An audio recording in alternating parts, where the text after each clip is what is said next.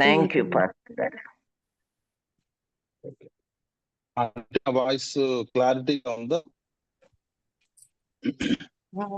కొంచెం డౌట్ గానే ఉంది బ్రదర్. కట్ అవుతుందా? అవును బ్రదర్.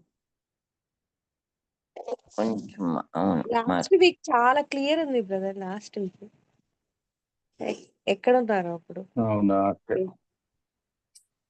సేల్స్ లోనే ఉన్నాను. కాకపోతే వర్షం పడుతుంది. నెట్వర్క్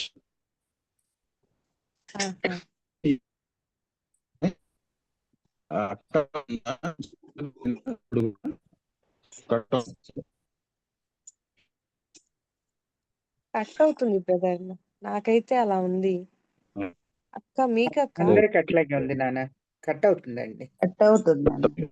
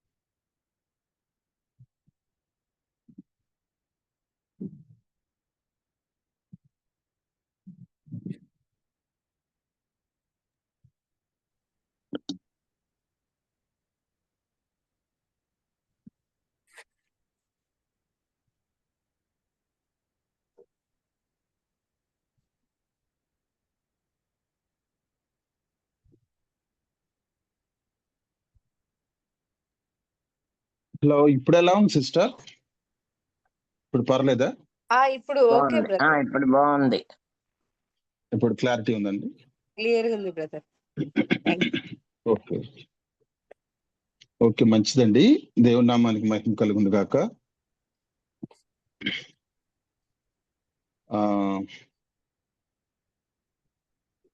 మనము విశ్వాసులముగా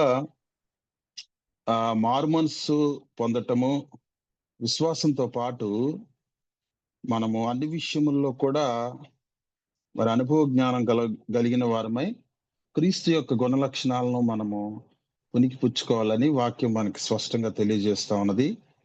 ఈ మాటలు క్రీస్తు శిష్యుడైనటువంటి పేతురు గారు రాస్తూ, పేతురు రాసిన 2వ పత్రిక 1వ అధ్యాయంలో మరి మనము ఎటు రీతిగా మనము వీటన్నిటిని మన ఆధ్యాత్మిక జీవితానికి యాడ్ చేసుకోవాలో మరి కొన్నిటిని గురించి అక్కడ పేతురు గారు ప్రస్తావించడం జరిగింది.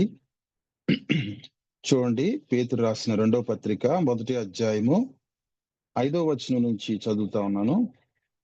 ఆ హేతు చేతనే మీ మట్టుకు మీరు పూర్ణ జాగ్రత్త గలవారై మీ విశ్వాసమునందు సద్గుణమును, సద్గుణమునందు జ్ఞానమును, జ్ఞానమునందు ఆశా నిగ్రహమును, ఆశా నిగ్రహమునందు సహనమును, సహనమునందు భక్తిని, భక్తి యందు సహోదర ప్రేమను, సహోదర ప్రేమ యందు దయను అమర్చుకొనుడి. ఇవి మీకు కలిగి విస్తరించిన ఎడల అవి మన ప్రభు అయిన యేసుక్రీస్తును గూర్చిన అనుభవ జ్ఞానం విషయంలో మిమ్మును సోమరులైన నిష్ఫలనైనను కాకుండా చేయును అనే మాట మనం చూస్తా ఉన్నాం. కాబట్టి చాలా మంది మేము రక్షించబడ్డాము, లోకం నుంచి వేరు చేయబడ్డాము, దేవుని యందు విశ్వాసం ఉన్నది మాకు అని చెప్పుకుంటారు. కానీ ఈ అనుభవ జ్ఞానము, యేసుక్రీస్తును గురించినటువంటి అనుభవ జ్ఞాన విషయంలో మనం నేర్చుకోవాల్సినవి, అలవర్చుకోవాల్సినవి, మరి మన విశ్వాసానికి మనం జోడించవలసినవి దాదాపుగా ఎనిమిదిటిని గురించి ఇక్కడ పేతురు గారు ప్రస్తావించడం జరిగింది. సో మనము వీటన్నిటిలో విస్తరించటం ద్వారా దేవుని నామము మహింపరచబడుతుంది.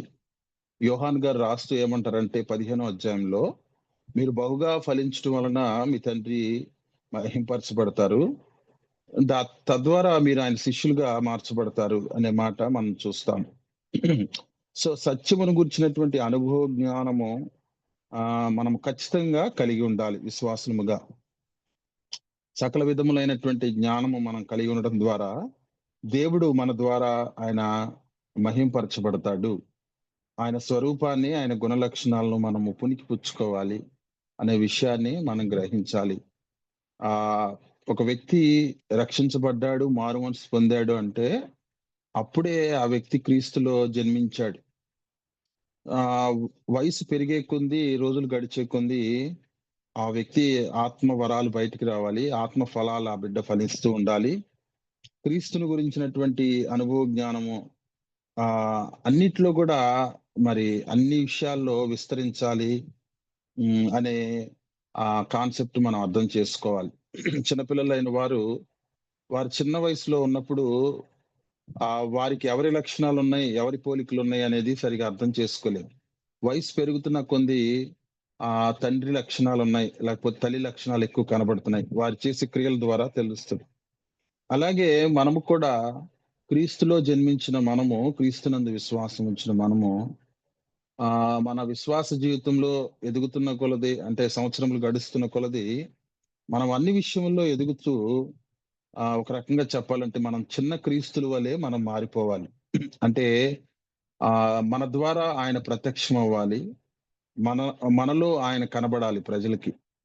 అలాంటి ఎప్పుడు అలా కనబడతామంటే మనలో ఆయన గుణ లక్షణాలు ఉన్నప్పుడు, వాటిని మనం అభ్యాసం చేసినప్పుడు, ఇక్కడ పేతురు గారు పేర్కొన్నట్లుగా విశ్వాసమును, సద్గుణమును, జ్ఞానము, ఆశా నిగ్రహము, సహనము, భక్తి, సహోదర ప్రేమ, దయ ఇవన్నీ మనం అలవర్చుకున్నప్పుడు మరి మనం ఒక చిన్న క్రీస్తులాగా సమాజానికి, సంఘానికి, కుటుంబానికి మనం కనబడతాం. మరి చాలా మంది సంవత్సరాలు గడిచినా కూడా వారు ఎందుకు క్రీస్తును ప్రతిబింబింప చేయలేకపోతా ఉన్నారు వారి జీవితం ద్వారా అంటే, వారు రక్షించబడ్డారు. వారు విశ్వాసం ద్వారానే రక్షించబడ్డారు.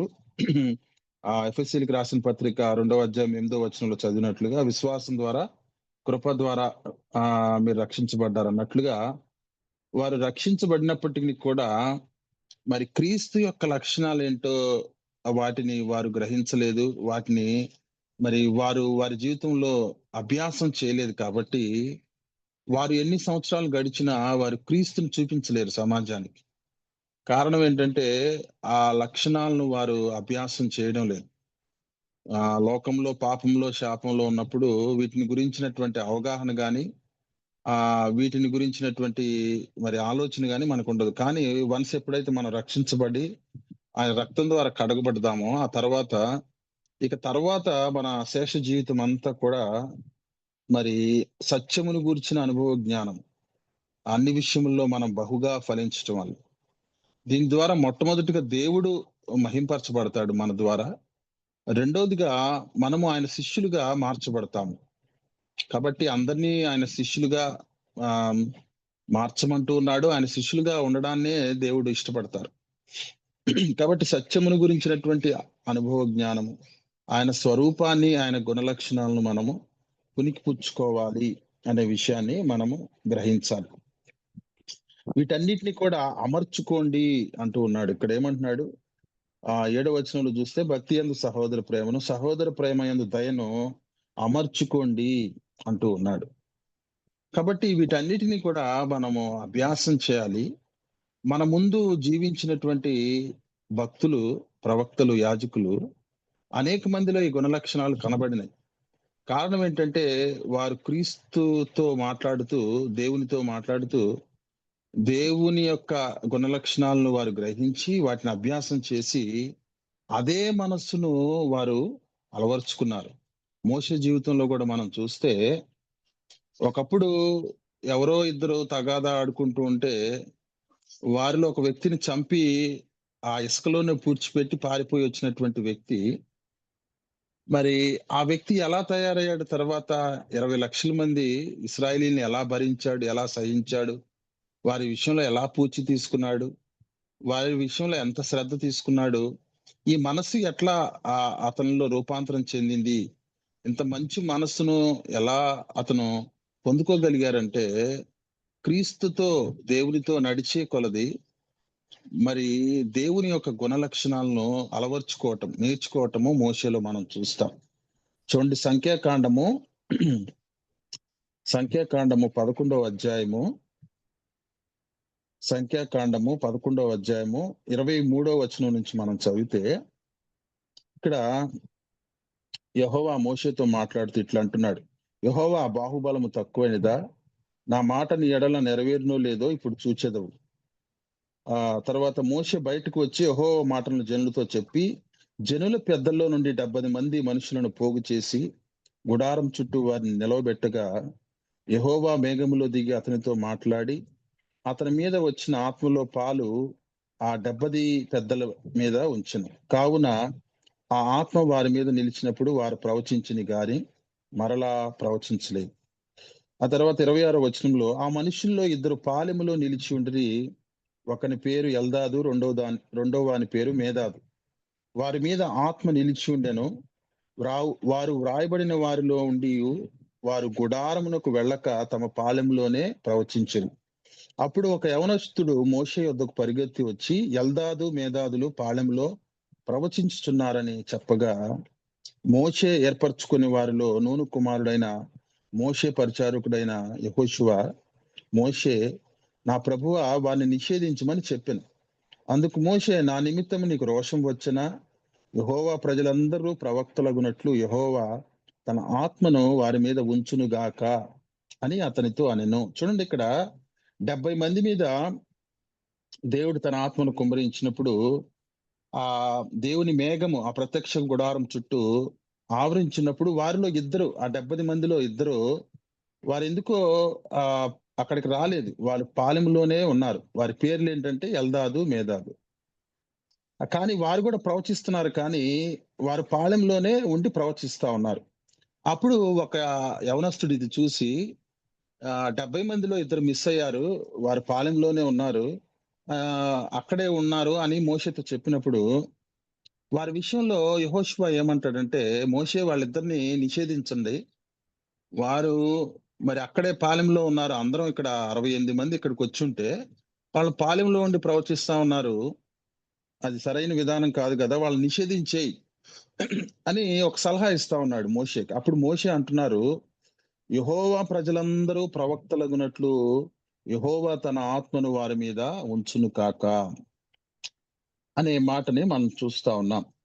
నిజమైన నాయకుడి యొక్క లక్షణం ఏంటంటే, తన వలె అందరూ దేవుని ఆత్మను పొందుకోవాలి, మరి అందరూ ప్రవక్తలుగా, యాజకులుగా దేవుడు మార్చాలి అని నిజమైన నాయకుడు కోరుకుంటాడు. అది నిజమైన నాయకుడికి ఉండవలసినటువంటి లక్షణం. నేనే బాగుండాలి, నేనే పైకి రావాలి, నేనే అందరికంటే ఎత్తులో ఉండాలి అని కోరుకోవటం అనేది లోక సంబంధమైనటువంటి జ్ఞానము, లోక సంబంధమైన తీరు. కానీ ఆత్మ సంబంధులుగా మనము చూడండి, ఇక్కడ మోషే ఎంత మంచిగా మాట్లాడుతున్నాడో. యెహోషువనేమో వాళ్ళిద్దరిని నిషేధించండి మోషే, ఎల్దాదుని మేదాదుని అంటే, అప్పుడు మోషే వెంటనే దేవుని ఆత్మ అందరి మీద, ప్రజలందరి మీద దేవుని ఆత్మ ఉండాలి అంటే, నేనొక్కడనే కాదు, అందరూ కూడా, దేవుని ప్రజలందరూ కూడా దేవుని ఆత్మను పొందుకుంటే ఎంత మంచిది. నిజమైనటువంటి నాయకుడు లేకపోతే ఒక అధికారి ఇటువంటి లక్షణాన్ని కలిగి ఉండాలి. ఎంత సాత్వికమో, ఎంత మంచి మనసుతో మోషే జవాబిస్తున్నాడో మనం ఇక్కడ చూస్తా ఉన్నాం. అందుకనే భూమి మీద ఉన్న వారందరిలో కూడా మోషే సాత్వికుడు అనే గొప్ప సాక్ష్యాన్ని మోషే పొందుకోగలిగారు. ఆ మోషేనే కాదు, యేసుప్రభు వారు కూడా భూమి మీద శరీరధారిగా ఉన్నప్పుడు, నన్ను వెంబడించు వారు నాకంటే గొప్ప కార్యాలు చేస్తారు అనే మాట ఒక చోట మాట్లాడినట్లు మనం చూస్తాం. అంటే నేను చాలా గొప్ప కార్యాలు చేశాను, నన్ను వెంబడించే నా శిష్యులు నాకంటే గొప్ప కార్యాలు ఈ భూమి మీద రాబోయే రోజుల్లో వారు చేస్తారు. నిజంగా వారు ఎంతో దేవుని కంటే వారు ఎంతో తక్కువ వారు అయినప్పటికీ దేవుడు వారి గురించి ఏం మాట్లాడుతున్నాడంటే, నన్ను వెంబడించి వారు నాకంటే గొప్ప కార్యాలు చేస్తారు. తన క్రింద ఉన్నవారు తనకంటే గొప్పవారు కావాలి అని కోరుకునేవాడే నిజమైనటువంటి నాయకుడు.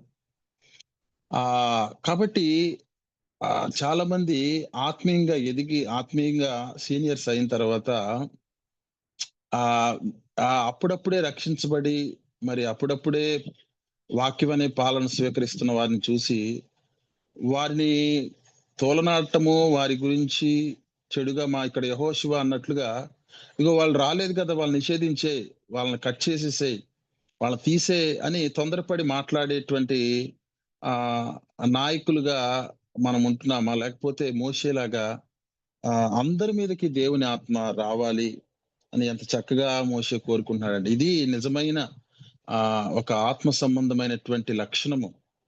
అంటే పేతురు గారు అన్నారు కదా, సద్గుణము మంచి గుణము మనం కలిగి ఉండాలి.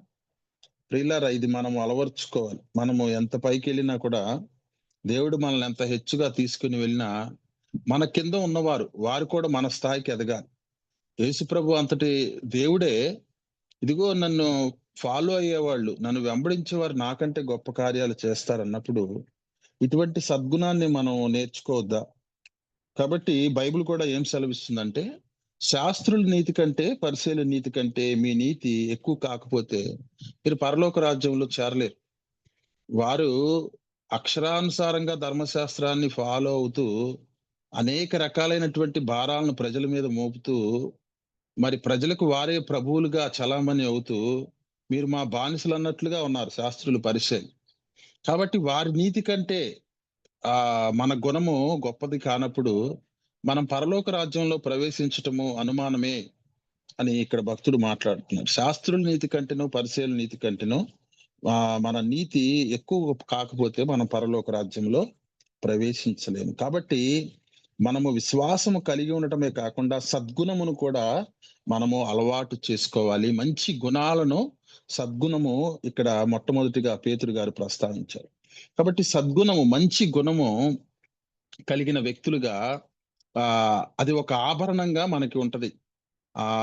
మంచి గుణము, సద్గుణాన్ని కలిగి ఉన్నప్పుడు అనేక మంది చేత మనం ప్రశంసించబడతాం, గొప్ప సాక్ష్యాన్ని మనం పొందుకుంటాం.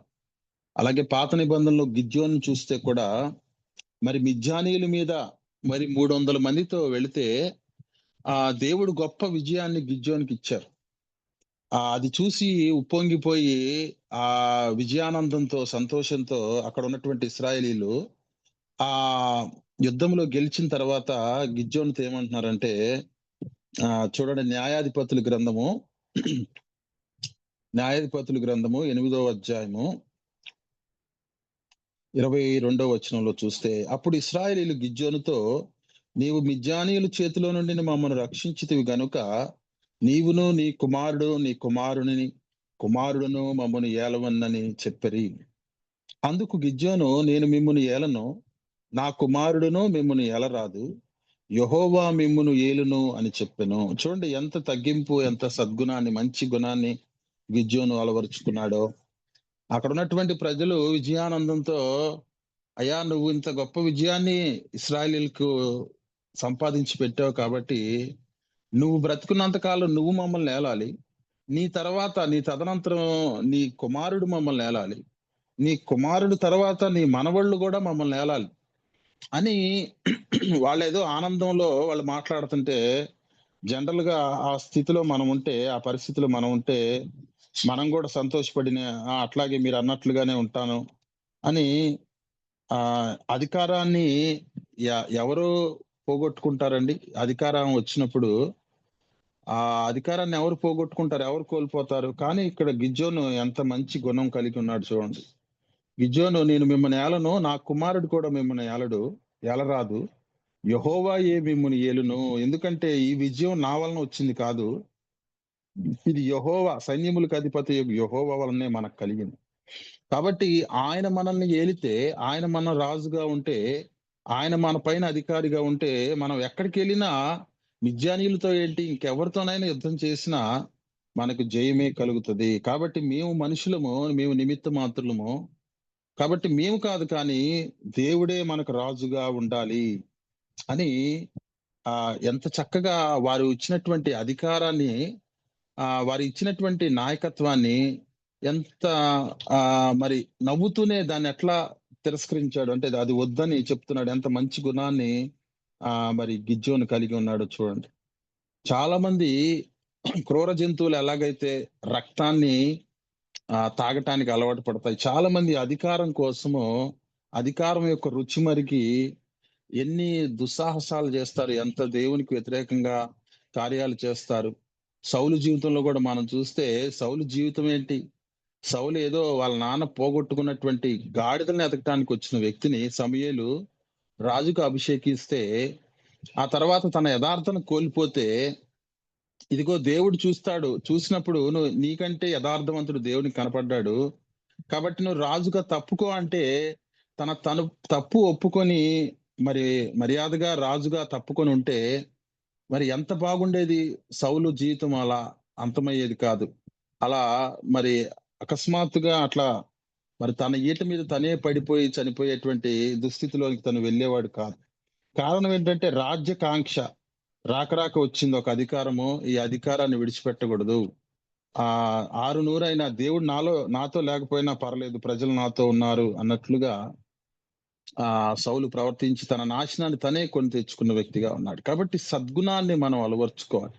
మోషేకున్న సద్గుణము, గిద్యోనుకున్నటువంటి సద్గుణము అంటే, మనము విశ్వాసములో, స్పిరిచువాలిటీలో ఎదుగుతున్న కొలది, సంవత్సరములు గడుస్తున్న కొలది, మన గత ప్రవర్తన కంటే మరి నేటి ప్రవర్తన, ఈనాటి ప్రవర్తన మెరుగై ఉండకపోతే మనము దేవునితో సరైన సంబంధము కలిగి ఉన్నామా అని మనల్ని మనం ఒకసారి పరీక్షించుకోవాలి. కాబట్టి సంఘాల్లో ఈరోజు క్వాంటిటీ పెరుగుతుంది కానీ క్వాలిటీ పెరగటం లేదు. చాలా మంది మా సంఘానికి 1000 మంది వస్తారండి, 200 మంది వస్తారు, లేకపోతే 500 వస్తారని చెప్తున్నారు. కానీ వీళ్ళేమో 15-20 సంవత్సరాల నుంచి సీనియారిటీ ఉందండి, మరి దేవుణ్ణి నమ్ముకొని అని చెప్తున్నారు. కానీ వారిలో ఈ సద్గుణాలు కనబడటం లేదు. ఈ సత్యమును గురించినటువంటి అనుభవ జ్ఞానమును వారు పొందుకున్నటువంటి స్థితిలో వారు లేరు. వాక్యం చదువుతున్నారు కానీ వాక్యాన్ని వారు ఆకలింపు చేసుకొని వాక్యానుసారంగా జీవించడం లేదు. అంటే క్రిస్టియన్ లైఫ్ లో క్వాలిటీ అనేది పెరగటం లేదు అనే విషయాన్ని మనం గ్రహించాలి. కాబట్టి మన పితరులను చూసినప్పుడు మనం ఈ మంచి లక్షణాలను అలవర్చుకోవాలి. సద్గుణమునందు తర్వాత మనం ఏం చూస్తున్నాము, సద్గుణమునందు తర్వాత జ్ఞానము మనము కలిగి ఉండాలి. యేసుప్రభు వారి శిష్యులతో మాట్లాడుతూ, మీరు పాముల వలె వివేకముతో, పామురం వలె నిష్కపటమైన మనసు కలిగి ఉండండి అని మాట్లాడుతూ, ఈ రోజుల్లో చాలా దేవుడు నమ్మిన బిడ్డలు మనం చాలా జ్ఞానముతో మరి వివేచనతో మన యొక్క జీవితాలను మనం కాపాడుకోవాలి. ఏమంటే చాలా మంది రక్షించబడి మేము క్రిస్టియన్ రాడికల్స్ అని చెప్పుకుంటా, చాలా మంది ఈ హిందూ మందిరాల దగ్గరికి వెళ్ళి ఈ పాంప్లెట్లు పంచడం, యేసు ప్రభు గురించి చెప్పటం, ఇలా దుస్సాహసానికి పాల్పడుతూ జైలు పాలవుతా ఉన్నారు. యేసు ప్రభు వారు బ్రతుకున్నప్పుడు ఏమంటున్నాడంటే శిష్యులతో, మీరు పాముల వలె వివేచనతో, ఎక్కడికి వెళ్ళినా పాముల వలె వివేచనతో మీరు ఉండండి. ఈ మాటలు శిష్యులు తూచా తప్పకుండా పాటించారు. శిష్యులే కాదు కానీ ఆ తర్వాత మరి పౌలు గారు కూడా ఈ జ్ఞానంతో ఎక్కడికి వెళ్ళినా, ఏ కొత్త ప్రాంతానికి వెళ్ళినా జ్ఞానయుక్తంగా ప్రవర్తించేవారు, వివేచనతో ఆయన ప్రవర్తించేవారు. చూడండి, అపోస్తుల కార్యాల్లో ఆయన ఎథెన్స్కు వచ్చినప్పుడు అక్కడ ఉన్నటువంటి ప్రజలు మరి వాళ్ళకి దేవతారాధన ఎక్కువ, అంటే వాళ్ళు భక్తి ఎక్కువగా చేసి, అంటే భక్తి ఎక్కువగా చేసేటువంటి అలవాటు వారికి ఉన్నది ఎథెన్స్ లో. అందుకనే వాళ్ళతో ఏమంటున్నాడు 22వ వచనంలో, అపోస్తుల కార్యాలు 17వ అధ్యాయం 22వ వచనంలో, పౌలు అరేయోపగు మధ్య నిలిచి చెప్పినది ఏమనగా, ఎథెన్స్ వారలారా, మీరు సమస్త విషయముల్లో అతి దేవతా భక్తి గలవారై ఉన్నట్లుగా నాకు కనబడుచున్నది. నేను సంచరించి మీ దేవతా ప్రతిమలను చూచుచుండగా ఒక బలిపీఠము నాకు కనబడెను, దాని మీద తెలియబడని దేవునికి అని వ్రాయబడి ఉన్నది. కాబట్టి మీరు తెలియక దేనియందు భక్తి కలిగి ఉన్నారో దానినే మీకు ప్రచురపరచుచున్నాను అని చెప్తూ, జగత్తును అందలి సమస్తం నిర్మించిన దేవుడు తానే ఆకాశమునకును భూమికి ప్రభువై ఉన్నందున హస్తకృతములైనటువంటి ఆలయములలో ఆయన నివసించడు అని ఇక దేవుని వాక్యాన్ని వారికి వివరిస్తున్నాడు. ఆ ఎథెన్స్ ప్రజలు మరి వారు అతిదేవతా భక్తి కలిగిన వారు. అయినా ఎందుకు పౌలు మాటలు వారు శ్రద్ధగా వింటూ ఉన్నారంటే, ఎంత జ్ఞానముగా మరి వారితో మాట్లాడాడో చూడండి.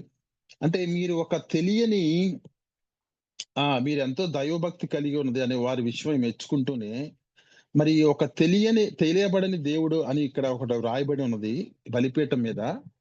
ఆ తెలియబడిన దేవుని గురించి మీకు చెప్తాను అన్నప్పుడు, వాళ్ళు కూడా ఉత్సాహంగా ఆ తెలియబడని దేవుని గురించి తెలుసుకుందాం. ఎందుకంటే వీళ్ళు మరి స్వభావ సిద్ధంగానే వీళ్ళు దేవతా భక్తి కలిగిన వారు కాబట్టి, మరి మనం తెలుసుకుంటే మరి ఆ దేవుడిని మనం పూజించొచ్చు. ఆయనెవరో తెలుసుకుంటే మనం ఆరాధించొచ్చు అనే ఉత్సుకతతో మరి వారు సంతోషంగా పౌలు చెప్పేటువంటి మాటలు వారు శ్రద్ధగా మరి వింటూ ఆ తెలియబడిన దేవుని గురించి వింటూ ఉన్నారు. ఇక ఇదే మంచి అవకాశం అని చెప్పి పౌలు గారు మరి దేవుని యొక్క ఔన్నత్యాన్ని, ఆయన సార్వభౌమ అధికారాన్ని వారికి ఎథెన్స్ వారికి ఆయన వివరిస్తూ ఉన్నాడు. కాబట్టి ఇటువంటి జ్ఞానము ఈ రోజుల్లో కొరవడింది. కాబట్టే మత విద్వేషాలు రెచ్చగొట్టబడతా ఉన్నాయి. శాంతి సమాధానాలన్నీ కూడా కనుమరుగైపోతా ఉన్నాయి. కాబట్టి ప్రియులారా, క్రైస్తవులారా, దేవుని నమ్మిన బిడ్డలారా, మనము పౌలు గారి వలె మరి జ్ఞానముతో, వివేకంతో క్రీస్తుని గురించి తెలియని వారికి, క్రీస్తు ప్రేమ ఎరుగని వారికి మనము క్రీస్తుని వారి దగ్గరికి తీసుకొని వెళ్ళాలి. చాలా మంది చాలా విచిత్రంగా ప్రవర్తిస్తూ ఉంటారండి. తద్వారా అనేక శ్రమల పాలవుతారు. మనము ఎట్లా వారితో పరిచయం చేసుకోవాలి, ఎట్లా వారిని దేవుడి దగ్గరికి నడిపించాలి, మనకు ఆశ ఉండడం మంచిదే.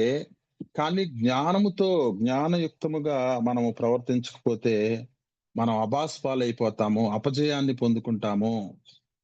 కాబట్టి చెయ్యాలని, దేవుని కోసం పని చేయాలి, ఆత్మలు సంపాదించాలనే భారం ఉండడం మంచిదే. కానీ ఎలా ఒక్కొక్క వ్యక్తిని బట్టి, ఆ వ్యక్తి యొక్క మనస్తత్వాన్ని బట్టి ఇక్కడ పౌలు గారు ఎథెన్స్ లో ఉన్న వారికున్న లక్షణాన్ని ఆయన గమనించారు.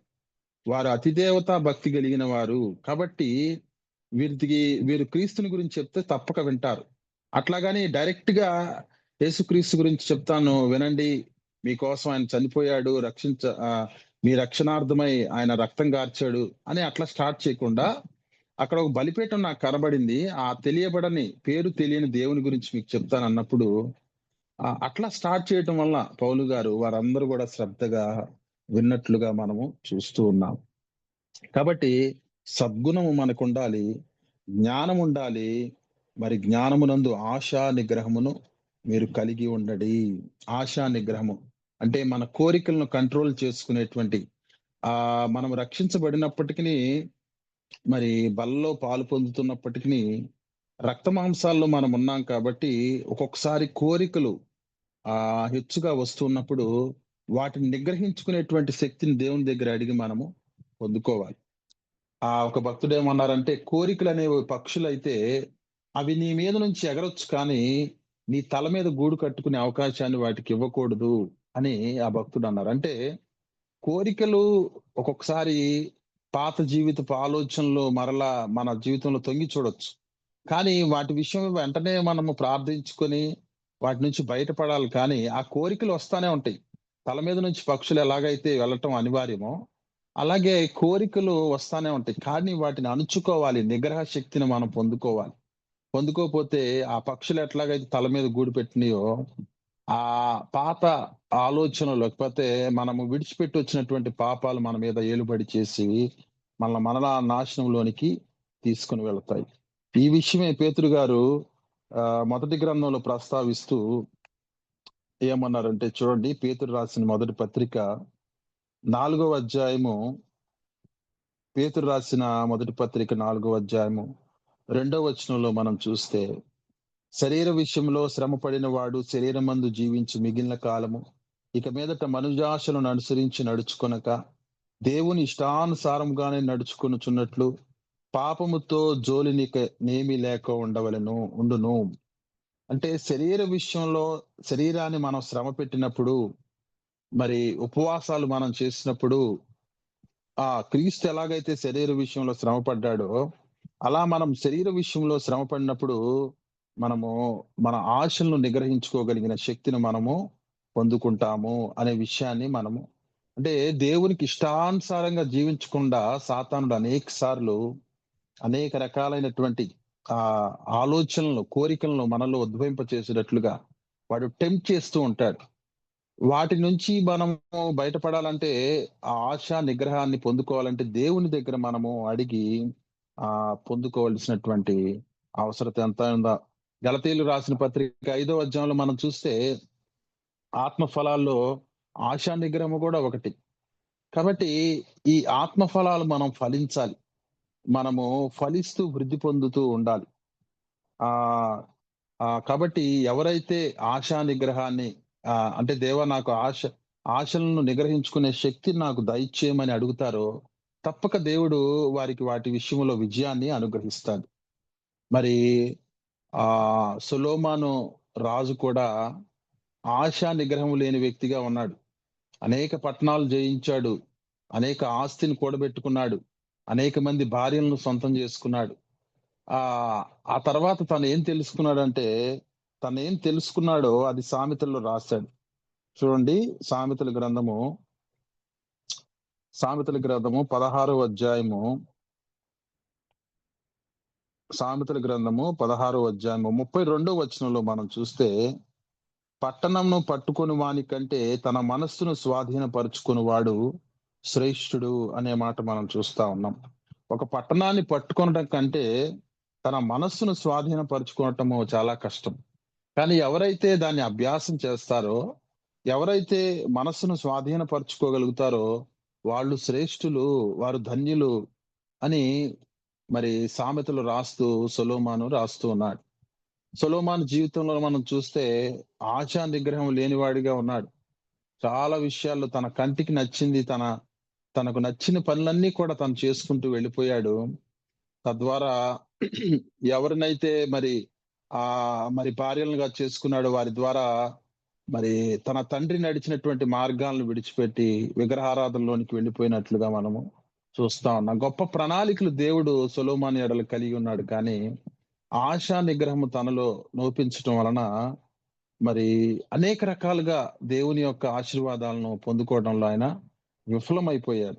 ఆ అనుభవాల నుంచి ఏం రాస్తూ ఉన్నాడంటే మనకి, ఒక పట్టణమును పట్టుకొని వాని కంటే తన మనస్సును స్వాధీనపరుచుకుని వాడు శ్రేష్ఠుడు.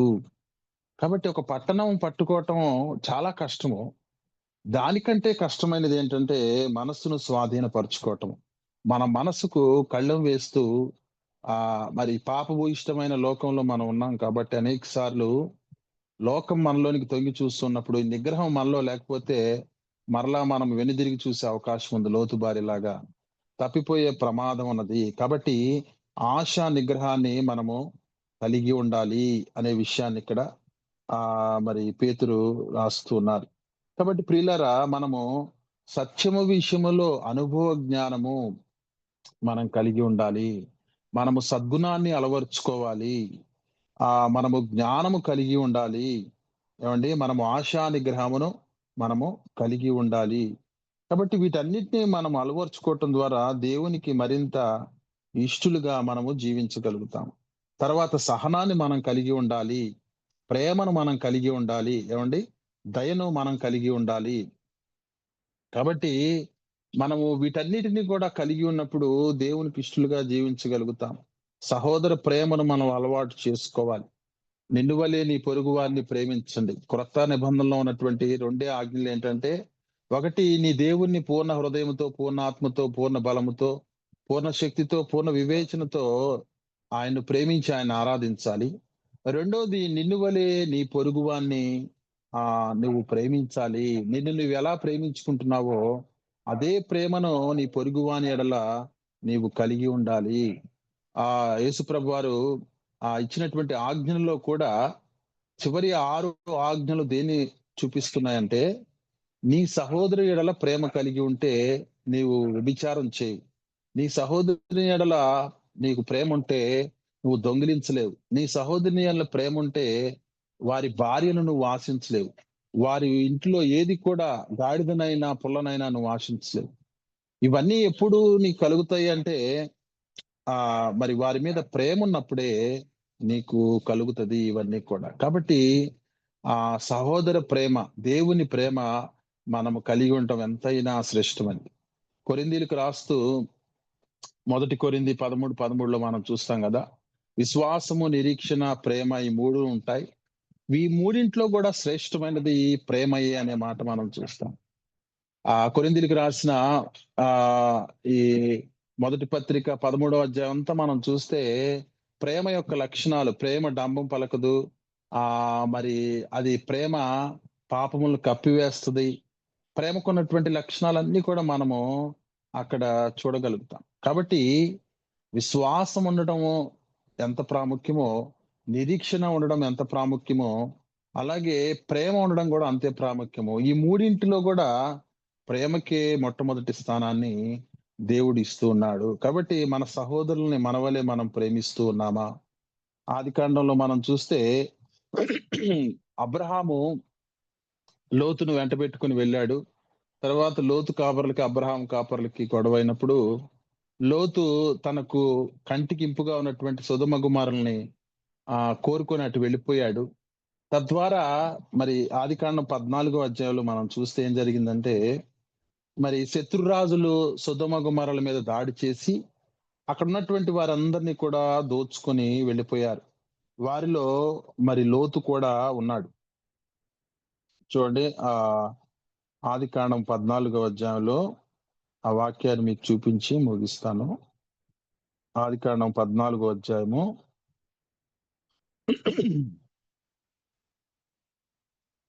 11వ వచనంలో మనం చూస్తే, అప్పుడు వారు సొదొమ గుమరల ఆస్తి యావత్తును వారి భోజన పదార్థములన్నీ పట్టుకొని పోయిరి.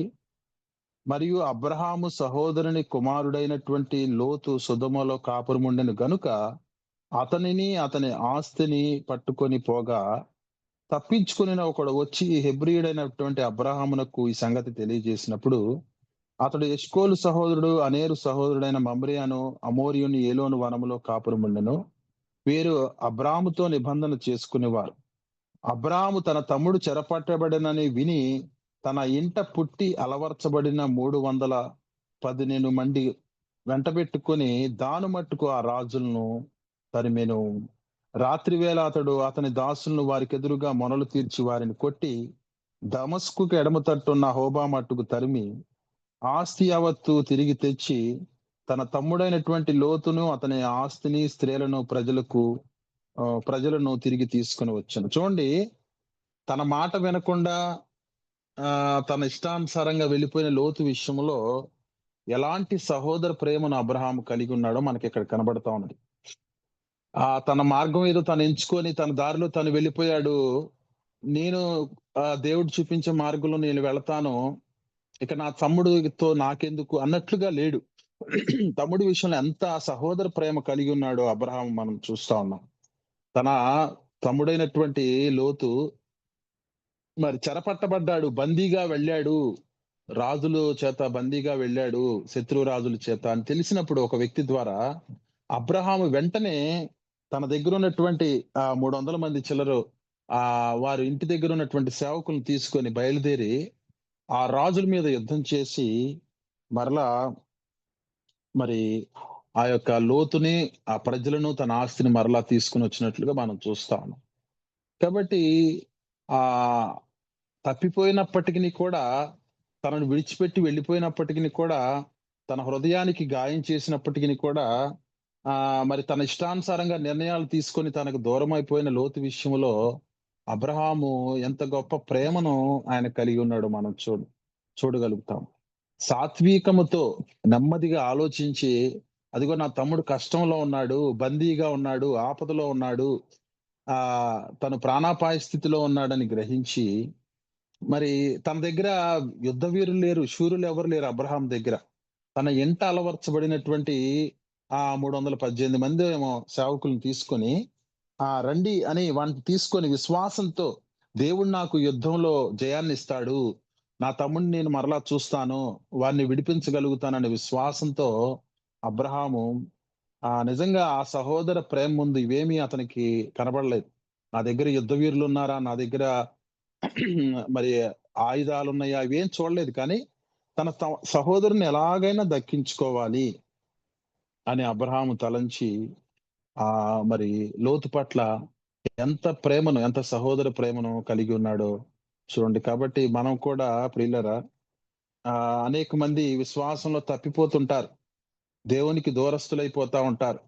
మొదట బానే భక్తి చేస్తారు గానీ, మనతో పాటే ప్రార్థన చేస్తారు. తర్వాత పరిస్థితుల వలన కొంత దేవునికి దూరం అయిపోయి, లోక సంబంధంగా ఏదో విషయంలో వాళ్ళు బందీలుగా మార్చబడినప్పుడు, వారి విషయంలో మనం సహోదర ప్రేమ కలిగి, వారిని మళ్ళా దేవుని దగ్గరకు మనం తీసుకొని రాగలుగుతా ఉన్నామా? వారి విషయంలో అటువంటి సహోదర ప్రేమను మనం కలిగి ఉన్నామా? లేకపోతే వారిని వదిలేసి వారేమైపోతే నాకెందుకు అనేటువంటి అనేటువంటి జీవితాన్ని మనం జీవిస్తున్నామా? ఒక వ్యక్తి తప్పిపోతే, సంఘానికి దూరం అయిపోతే, దేవునికి దూరం అయిపోతే, సహవాసానికి దూరం అయితే, ప్రార్థనకు దూరం అయితే, ఆ వ్యక్తి విషయంలో మనం సహోదర ప్రేమ కలిగి, ఆ వ్యక్తి కోసం ప్రార్థించి, ఆ వ్యక్తిని పరామర్శించి, ఎక్కడ తప్పిపోయాడో తన పరిస్థితి ఏంటో తెలుసుకొని, మరలా సాత్వికంతో ఆ వ్యక్తిని దారికి తీసుకొని వచ్చేటువంటి ఆ మంచి లక్షణాలు మనం కలిగి ఉన్నామా? ఏవండీ, ప్రేమ మనకు కలగాలంటే మనలో ఇవన్నీ ఉండాలి. దయ ఉండాలి, సహనం ఉండాలి. కాబట్టి దీర్ఘశాంతం ఉండాలి. ఇవన్నీ ఉన్నప్పుడే మనము దేవుని ప్రేమతో వారిని ప్రేమించి మరలా వారిని దేవుని దగ్గరకు తీసుకొని రాగలుగుతాం. మన వలే మన పొరుగు వారిని మనము ప్రేమించగలుగుతాం. ఇదిగో దేవుడు మనల్ని ఎంతగా ప్రేమించాడు కదా! ఎన్నో సార్లు నేను తప్పిపోయినా దేవుడు నన్ను ఆయనలో స్థిరపరిచాడు కదా! అటువంటి ప్రేమనే, దేవునికున్న ప్రేమనే మనము మన సహోదరి ఎడల చూపించగలుగుతాము. కాబట్టి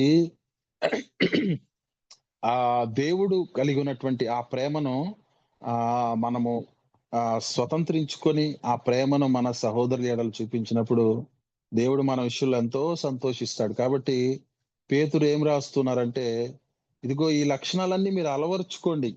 సద్గుణాన్ని అలవరుచుకోండి, జ్ఞానాన్ని కలిగి ఉండండి, ఆశా నిగ్రహాన్ని, సహనాన్ని, ప్రేమను, సహోదర ప్రేమను కలిగి ఉండండి అని మాట్లాడుతున్నారు. ఇవన్నీ మనం కలిగి ఉన్నప్పుడు ప్రియులారా, మనం ఆత్మలో ఎదుగుతాము, దేవునికి సంతోషాన్ని తెస్తాము. అలాగే మన జీవితం చాలా సంతోషంగా మరి మనం జీవించగలుగుతాము. సామెతల్లో ఏమని రాస్తారంటే ఒక చోట, ఒకని సుబుద్ధి వానికి దీర్ఘశాంతమునిచ్చును అనే మాట రాయబడి ఉంటుంది. ఒకని సుబుద్ధి వానికి దీర్ఘశాంతమునిచ్చును. అంటే ఎంతో, అంటే హృదయంలో నెమ్మది, ప్రశాంతత ఏమున్నా లేకపోయినా. కారణం ఏంటంటే మనం ఆత్మ ఫలాలు ఫలిస్తూ మరి ఈ యొక్క సత్యమును గురించినటువంటి అనుభవ జ్ఞానం విషయంలో మనం ఎదుగుతూ ఉన్నప్పుడు దేవుడు సంతోషిస్తాడు. మన ద్వారా అనేక మంది వారు ఆశీర్వదించబడతారు. అది మనకు కూడా దీర్ఘశాంతాన్ని, నెమ్మదిని, సంతోషాన్ని మనకి కలుగజేస్తా ఉంది. కాబట్టి పేతురు వీటన్నిటిని కూడా ప్రస్తావించారు. కాబట్టి మీరు విశ్వాసం ఉంచటము, మరి ఆ రక్షణ పొందానని చెప్పుకోవటం కాదు, కానీ వీటన్నిటిని మీరు అలవర్చుకోండి. వీటన్నిటిని మీరు ఒకదాన్ని ఒకటి యాడ్ చేసుకోండి. సుబుద్ధిని మీరు యాడ్ చేసుకోండి. ఆశా నిగ్రహాన్ని, మీరు జ్ఞానాన్ని యాడ్ చేసుకోండి. ఇవన్నీ మనం చేసుకోవాలంటే అనుదినము మనం సహవాసములో, ప్రార్థనలో, మనము వాక్యాన్ని పఠించటంలో మనం ఎదుగుతున్న కొలది దేవుడు తన జ్ఞానం ద్వారా తన ఆలోచన మనకు చెప్తూ వీటన్నిటిని ఎలా మనము స్వతంత్రించుకోవాలి, ఎలా అభ్యాసం చేయాలి, ఎలా మనము జయ జీవితాన్ని విశ్వాసముగా ఈ లోకంలో జీవించాలనేది దేవుడు మనకు దిశానిర్దేశం చేస్తారు. కాబట్టి అట్టి రీతిగా దేవునికి ఇష్టముగా జీవిస్తూ మరి అనేక మందికి ఈ లోకంలో ఆశీర్వాదకరంగా, దేవునికి ఇష్టముగా, ఆ దేవునికి మహిమ తెచ్చేవారిగా మనం ఉండే కృపను దేవుడు మనందరికీ అనుగ్రహించును గాక. ప్రార్థన చేసుకుందాము. ప్రేమ నమ్మకం కలిగిన మా పరలోక తండ్రి, నీ పాదాలకు స్తోత్రాలు, వందనాలు ప్రభువా. నాయనా, మేము రక్షించబడి నీ రక్తం చేత కడగబడి విశ్వాసం ఉంచటమే కాదు, కానీ విశ్వాసముతో పాటు మరి ఆ సద్గుణమును, ఆశా నిగ్రహమును, జ్ఞానమును, సహోదర ప్రేమను, దయను, దీర్ఘశాంతాన్ని, వీటన్నిటిని మేము కలిగి ఉండాలని మీరు మాట్లాడుతూ ఉన్నారు. వీటన్నిటిని మేము అలవర్చుకోవడానికి, ఒకదానికొకటి మేము యాడ్ చేసుకోవడానికి సహాయం చేయండి.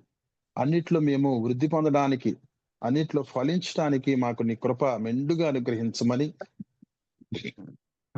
నాయన, మా జీవిత అంతం వరకు మాతో మీరు తోడుగా ఉండి ఒక నాయన ఒక స్నేహితుడిగా మా పక్కనే ఉండి మాకు ఆలోచన చెప్పి మేము నడవలసిన మార్గాలను మాకు చూపించమని, నీ సత్య మార్గంలో అంతం వరకు మమ్మల్ని నడిపించమని, నీ రాకడలో ఎత్తబడే ధన్యత మా అందరికీ అనుగ్రహించమని యేసయ్య ఉన్నతమైన నామములో అడిగి వేడుకుని ప్రార్థిస్తున్నాం తండ్రి. ఆమేన్. ఆమేన్. ఆమేన్. పరలోకమందున్న మా తండ్రి, నీ మీ నామం నామం పరిశుద్ధపరచబడును.